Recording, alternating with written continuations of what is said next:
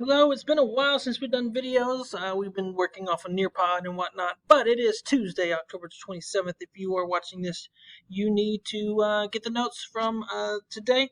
Let's not forget that you need to do the warm up and then the American Revolution battle notes. We're only going to be writing just 4 things today, so it's not a big deal.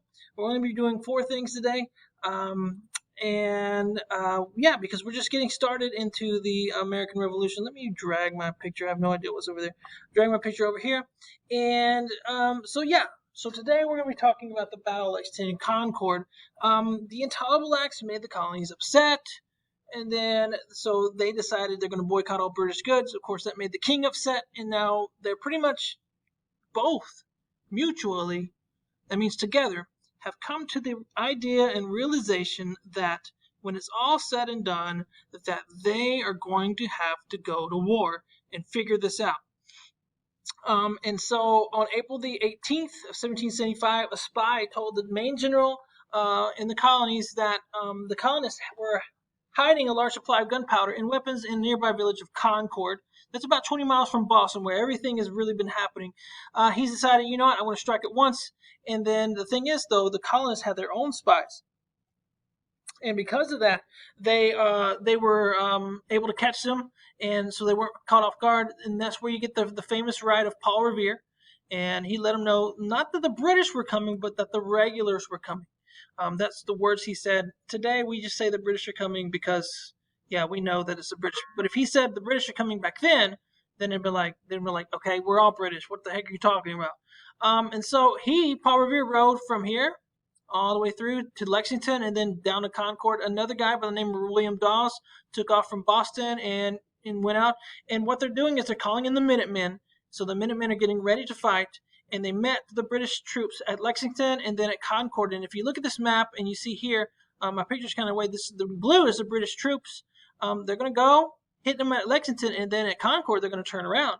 So the Americans actually won the first battle of the American Revolution, the Lexington and Concord.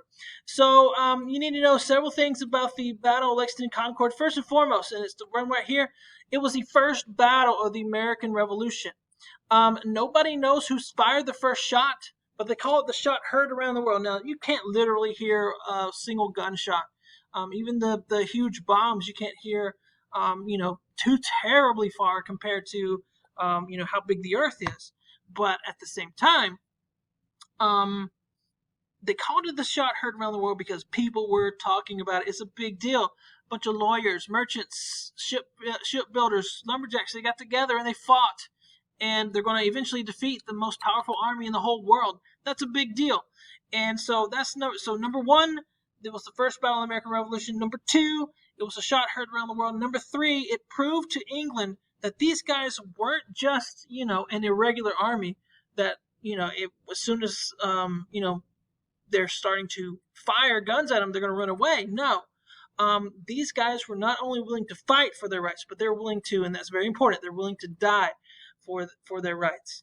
And so, like, England thought that they were just going to run right through these guys, wouldn't have any trouble. But when it was all said and done, yeah, these guys are willing to die. They're willing to look you straight head on the battlefield. And, if you shoot, they're not going to move out of the way. They're going to fight back.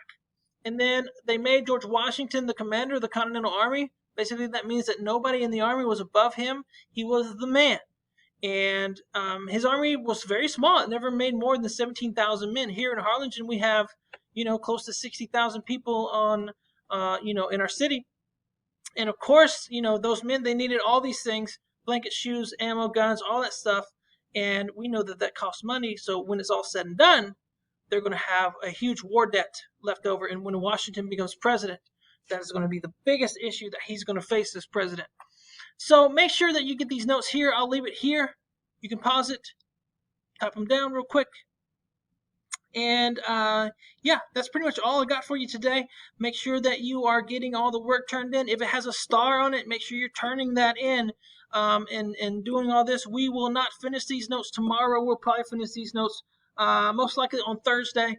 And look ahead and expect the quiz to come out pretty soon. But other than that, you guys are awesome. We'll keep it right at 5 minutes. Bye.